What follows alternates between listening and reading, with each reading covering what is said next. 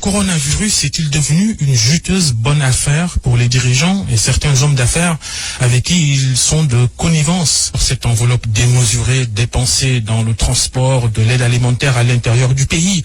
Près de 2 milliards de francs CFA, alors que l'armée dispose de camions qui peuvent faire ce travail, au moins à moitié. Mieux, un regroupement de transporteurs propose gratuitement de mettre ces gros porteurs à la disposition de l'État.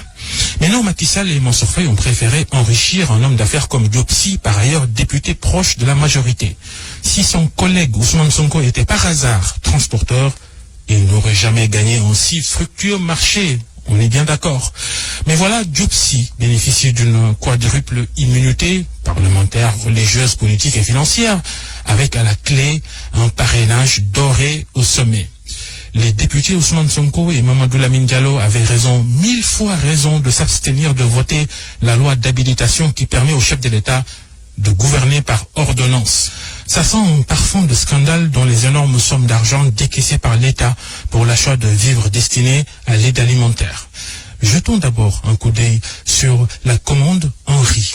Deux sociétés, Aventi et Afri & Co, gagnent respectivement 9 milliards 625 millions et 8 milliards 250 millions de francs CFA, soit environ 18 milliards de francs CFA pour ces deux sociétés qui se trouvent, tenez-vous bien, aux mêmes adresses sur l'avenue Lamine Gueye à Dakar, plus exactement les 150 et 152 avenue Lamine Gueye. Alors, ces deux sociétés appartiennent-elles à la même personne?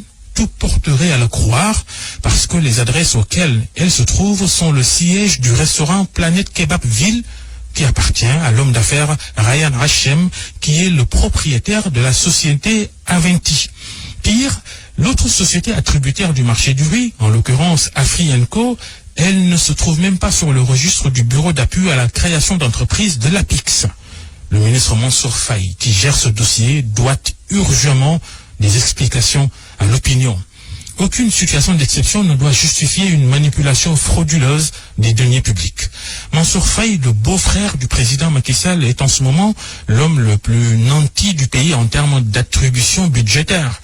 Déjà, la gigantesque taille de son ministère lui donnait ce privilège et maintenant, il faut y ajouter cette grosse manne financière que son beau-frère, le président de la République, lui a confiée dans cette crise sanitaire.